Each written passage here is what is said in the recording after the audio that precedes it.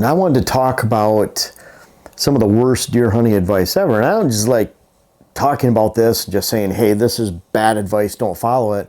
I want to tell you why and what to do about it and how that develops into a strategy that can really help you this deer season by understanding why this is bad advice. I really want to talk about these things based on experience and how it's helped me in the past and most of all helped you. So let's just dive into it. Really, when you're hunting, if you think about it in general, there's people out there that just pound their stands every single day and they find some measure of success throughout the season because they're able to go 45 times during a hunting year or hunting season, maybe even 50 or 60 or 70 times. We all know those people and they enjoy getting out. They seem to always get a deer, something here and there. But if you want to consistently kill and have a chance at those older bucks in the neighborhood, and that's all relative. It could be a 2-year-old buck where you're at. It could be a 5-year-old, 6-year-old, 3-year-old, whatever that is. Again, it's all relative to your area. But bottom line is if you want to be consistent, you have to make smart decisions. I talked to someone today, they said, why bother with all this stuff? Why bother with all this stuff, spending money on this or that, spending all this time? He had hardly spent any time this year, spent about $250 on whatever it was, some new gear, went out and shot a doe. He already had 35 pounds of deboned meat in the freezer, and he considered that a successful year. And for someone who wants venison, there's nothing wrong with that. I can fully appreciate that. But for some of us, we want to do our best. We want to do our best with the land that we have money invested into. We want to do best with our time. It's our passion. We spend time on it all year. So we want to have a good direction. And so when we take all this and we spend all this time doing it, and maybe you're just a weekend hunter, you're going to hunt a couple weekends this year and that's fine. You can still learn from this. The bottom line is when we put all this effort into it and we love this and we have a passion for this, it really pays and it really gives back to us and what we love to do if we really make smart decisions. When you make smart decisions, then you find that's how you're going to consistently kill big bucks year in and year out. That older age class, whatever it might be in the neighborhood. If you just want to go out and shoot does, we can make a 2 or 3 minute video, make about 10 of them, public, private land, and you can go out and shoot does. Almost every time we go sit, we could shoot a doe, unless we're specifically going to buck spots, waiting on a certain target buck, or we don't want does or expect does to be. There's those kind of hunts. The bottom line is if you want to shoot a doe, we just go out and shoot one. Doesn't matter if it's public or private land. I'm not saying there's not a degree of difficulty or skill level needed or experience, but the bottom line is when it comes to bucks, and especially those older ones, you have to make smart decisions. And we talk about driving an ATV through the woods. The does get up and watch you go by. How many times do you see the oldest buck in the neighborhood just stand up and watch you go by? I had someone comment this morning on a video that they had 3 does, doe probably a couple fawns or doe, yearling, and a fawn, watching them while they were working on a food plot. And they just stood up and watched them the whole time. And then they got done, they were still there 45 minutes later, whatever that time was. Those are does and fawns. Those are not bucks. So when it comes to bucks, you need to elevate your game, and that's why we talk about it so much. That's what gets me into it. It's fun. I don't want to end my season like that person that commented. Their goal is to get some venison, their season's done. If my goal is to get some venison, my season was done. I want to enjoy the season. We have a lot invested into it. But in order to do that, you have to make smart decisions when it comes to when you hunt, how much you hunt, what stand you go hunt in, what stand you go into for a certain time of day, certain kind of weather. You have to make smart decisions. First, I want to thank you guys so much for buying and trying our food plot seed blends. Now, I want to introduce to you our switchgrass blends. And I say blend because we have a southern variety and a northern variety specific to your region. We have a base seed that goes into that's specific to you. And then we have a couple of moderately height stiffening varieties within there so that we can make sure that your stand of switchgrass stays up longer. Check them out on our website. Thank you guys so much. We've sold seed now in over 40 states, and we really appreciate you trying us out. Check out our switchgrass on our site, www.whitetailhabitatsolutions.com. Number 2, you need to manage your sits. Very, very critical. Part of making smart decisions is managing your sit. Sure, you had to make smart decisions on what stand am I going to with this wind for this buck that I think I have the best reasonable chance of success, potential of success based on the sign that I'm seeing. But you have to manage your sits. That could be you're choosing the best weather days. That's what we choose. Or you're slanting your hunts towards the best weather days. Not everyone can just hunt the best day, but you could slant towards the best weather day of the weekend. Maybe Saturday and Friday's better than Sunday and Monday. So you take a long weekend with a Friday off, but you make smart decisions. Maybe you have a favorite stand, but you don't go to that favorite stand until the conditions are really perfect. You don't try to just blow it and go in. That's part of making smart decisions. Number of sits. We've all heard it, and I've experienced it so many times over that you shoot your best bucks in a stand usually on the first, second, third set, mostly on the first set. I have more first set mature bucks than I do second and third sets.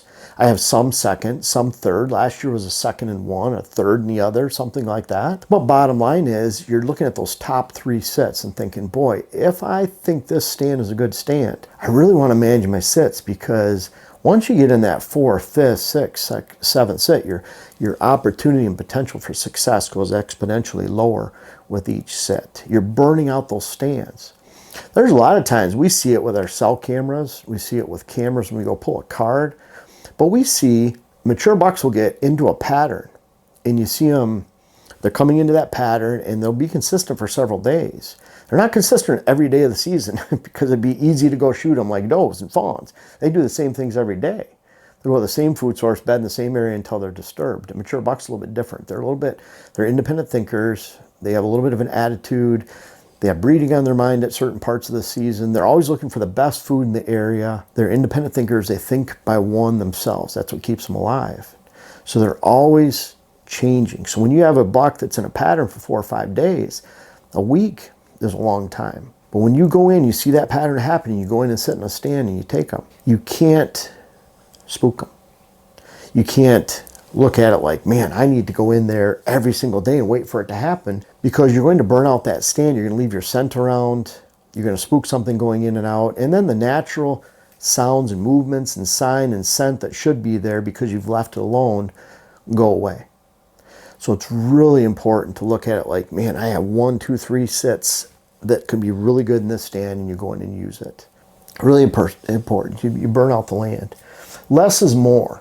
Fewer sits per buck is good. You know, you look at it like this. There is that person that goes out there and they hunt 60, 70 days a year, and because they're in the woods and they probably have so many places to go, then they run into a big buck just by sheer they're out there so much. Most of us can't do that. I can hunt whatever day I want, but I still have to work 2/3 to 3/4 out of the season.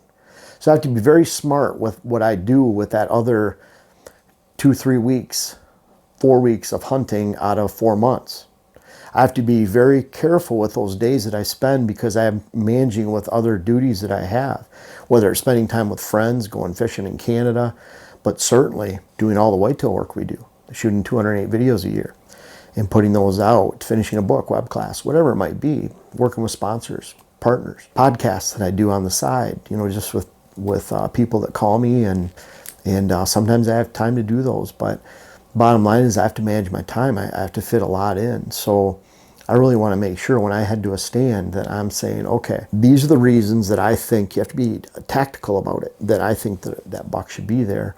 And that's why you see consistent buck hunters that shoot a lot of big bucks. And I'm not talking about the people that go to a guide or an outfitter.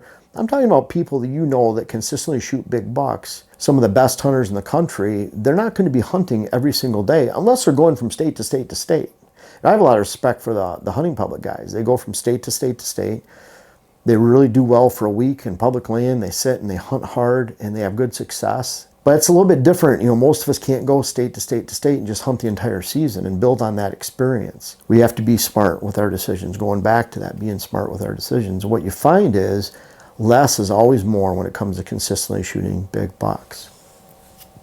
This advice that I'm going to talk about here in a second, and you can see it right here on the board, has saved a lot of deer, because it's told people, just go out, just do it. Just get out there and hunt, and deer will come your way. And that's not the way it works. What I find is the more you push into a certain area, and that could be a certain area on public land or private, but the more you push it, the more you go sit, the less likely you are to see deer.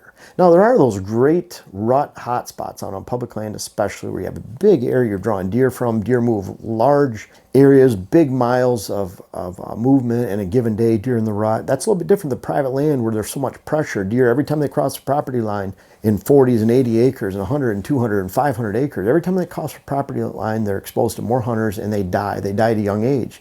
So you find the bucks that hole up during the daylight in a given spot and don't move much until after dark. Those are the ones that live. It's totally different on big public land where you can go sit in a funnel somewhere and get yourself exposed to mature bucks every single year just by sheer that they're moving such a great distance to get there. And you get in there in the morning, you spook a lot of deer, but the buck you're after might be 2 miles away. He might be 2 miles away and 4 days away before he's even coming through.